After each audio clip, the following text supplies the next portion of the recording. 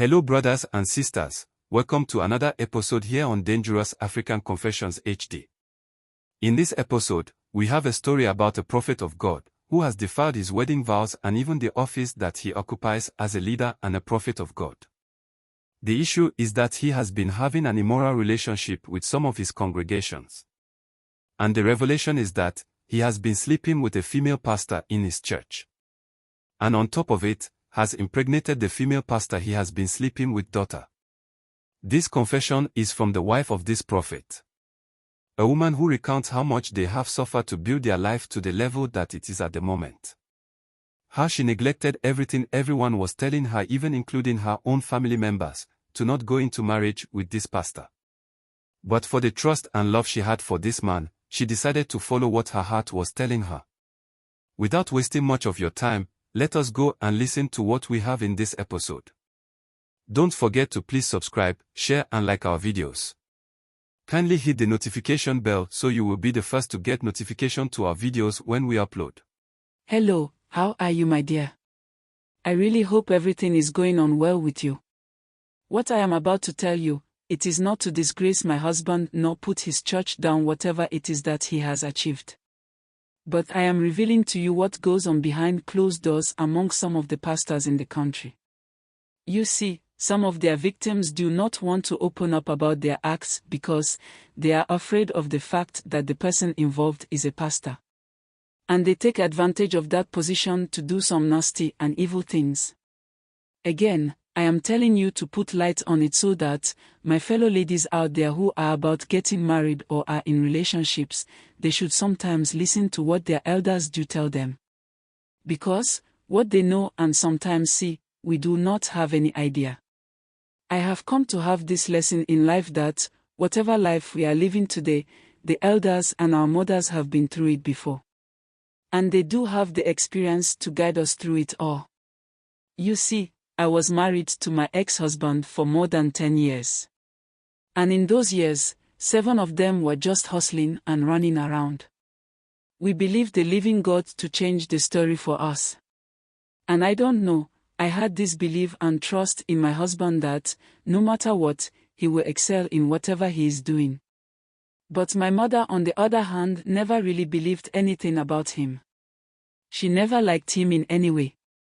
When I cast my mind back into the days my parents were all busy trying to talk me out of this marriage, then tears starts to flow. I have wasted my time, years, and energy where I shouldn't have done. I remember the day my mother, in the presence of my father and 2 siblings, told me that if I go ahead with the marriage, I should never meet/see her and call her my mother again. That time I was in love. And none of the things that she was saying meant anything to me. My father talked about it with me and tried to make me understand that it is not for any reason that my mother doesn't want me to go ahead with the marriage. But even my father does not support the relationship. But then, he understands that each and everyone has their own way of addressing issues. The fact that he is not vocal about it does not mean that he supports it. I told him to try and talk to my mother about it. To let her see reasons with me.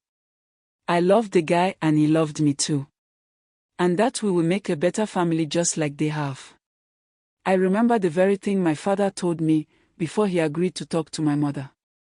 He said, "My daughter, love alone does not build home. Neither does it build a successful relationship." He said, "Love do fades, and along the line when it does eventually fade, what will you people do?" I looked at my father without having any answers for him. He said, "If you still think he is the one for you, I will not stop you from marrying him. But have it at the back of your mind that we warned you if anything happens along the way." Now I feel very sorry for myself for how stupid I have been. Honestly, to tell you the truth, I knew all along the reason why my mother was not in support of our relationship. The whole thing is that, when I was still in the tertiary, there was this guy called Michael who I was going out with. He was such a nice guy to my parents and everyone around me. He sometimes can even come to our house, have a lengthy conversation with my parents, more like he was even their son. So, when I came up with the idea of no more interested in him, it didn't sit well with my family. Because to them, he was a perfect guy for me. Not that it wasn't true, but then, I had found another person who had given me reasons to just let Michael go. Michael never really did anything bad to me. I know that he loved me so much. He even said that he would go to any mile just for me to rethink of my decision to break up with him. I should just say it. It didn't mean anything to me anymore. Now, I understand how I have been a fool to push someone who truly loved and cared for my entire family away just like that. He is married now with 2 kids. He and my younger brother are still friends, and when he heard of what my ex-husband had done, he came to our house. Because at that particular moment I had moved to my father's house. I know it was my brother who told him about it. When I saw him, I couldn't hold my tears and rushed to the bedroom and locked myself up. That was the day everything my parents warned me about made perfect sense to me. You know, even when I had gone to the room, he still followed and came to knock on the door.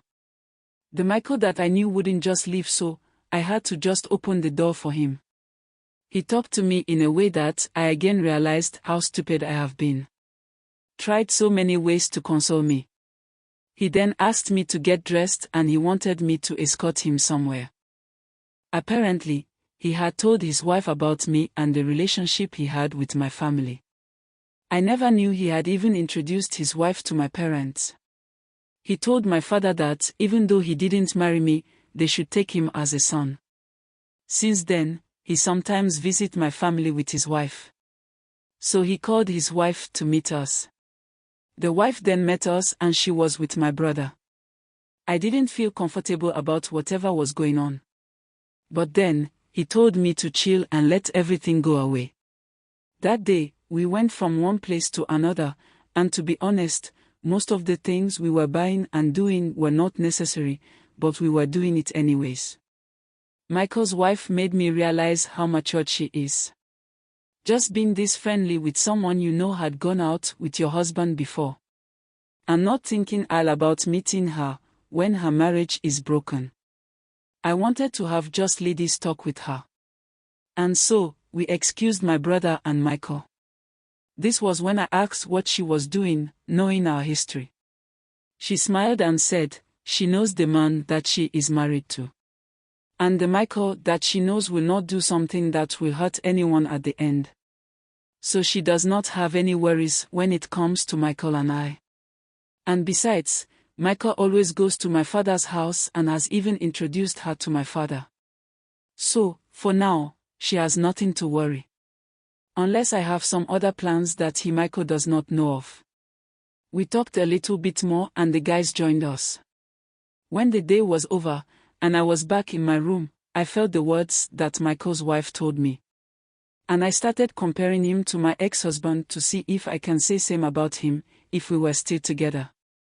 Whatever she said about Michael was true. Because in our relationship, he never did anything to hurt me.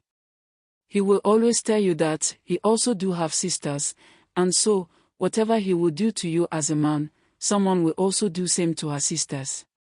So, he wouldn't want to do something that would turn to hurt his innocent family. Enough of Michael, let's talk about my marriage to my husband. My father managed to talk to my mother to finally let go of whatever she was holding against me and my husband. The marriage plans were made and finally I got married to him. I knew he was a pastor but had not more than 40 members in his church. But then, being around him, I felt really good and okay. So, nothing mattered to me when it came to our future. I don't know, but I had this hope and trust in him to make it someday. Life together as husband and wife began. He was going to churches to help other ministers in their church when they do have programs. I was working, and so, even when it got to a time that he does not have money, I will step in and do everything in the house. Sometimes, I will even go the extent of giving him money to put on himself, in case he needs something for himself. That was our marriage from the beginning. I was determined to make it work. Because of how we started it. I didn't want anybody to one day tell me that, I told you so. That went on for some time until the church started to grow. He was a very good preacher, and when it comes to the matters of prophecy, he was good too. So, in our 3rd year of marriage, the church started to grow and the number started increasing. So I told him that, the way the church is growing, we needed to be more vibrant and visible. So, we hired a graphic designer who was the designer for the church and as well as instrumentalist to really take the songs ministry to the level where everyone will be blessed when they enter the church auditorium. All these things were my initiative as the wife supporting her husband, so that his ministry excels. He was not someone who had really done courses when it came to the ministry work, apart from his Bible school that he attended. And I also encouraged him to enroll in theology classes and deepen his understanding and knowledge about the things he is doing. He agreed to it, and so, because the church was now growing, it was not advisable to use anything relating to the church for that. So I took out my money that I had saved to help him through all his theological studies. It was during these years in his schooling that he had his breakthrough. He met one senior pastor who was a Levi at the school, and he gave the man a prophecy. So in about 5 months or so, the things that he had told the man had started coming to pass. So the man took him as his son and promised to help his ministry to grow. And that is what pushed my ex-husband's ministry to the next level. He will make us organize programs and put him on the bill to speak at the program. And because of his name, people started taking the church more seriously. This senior pastor in the Lord gave us a lot of advice and guidance as to how to build the church and make it one that is really important, and also put my ex-husband's name to the top. He had come to love my ex-husband to that level. That everything that he does that he feels needs someone else to look into it for him, it is my ex-husband that he will call. This relationship took him to the next level. Because wherever this man of God will stand, he will talk about his son on the Lord. And like that, people started using my ex-husband for programs, and during the period of I think our 7th year, he was all over the place. I was extremely happy and proud to have stick with him regardless of oppositions that we had. Little did I know that, this game and money that was coming was going to change this man. Don't forget to please subscribe, share and like our videos. Kindly hit the notification bell so you will be the first to get notification to our videos when we upload. Like I always say, these are not just stories for story's sake. They are meant for us not to make these mistakes our brothers and sisters are making. That's why we share these stories with you. Sometimes some of these stories comes in as a shock to us. Because I am wondering why and how, as a married man of God, who preaches against this same thing, will engage himself in same.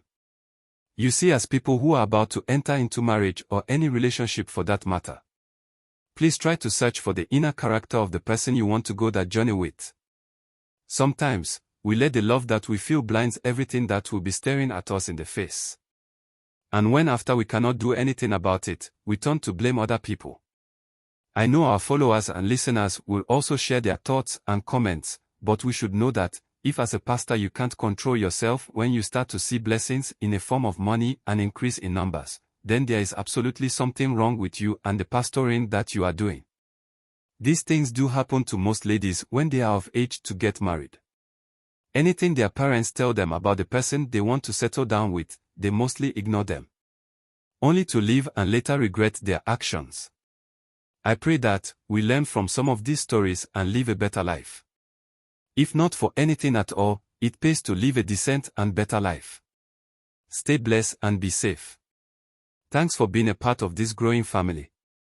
Kindly share your thought with us in the comment section below. And if you are new here, please subscribe, like and share.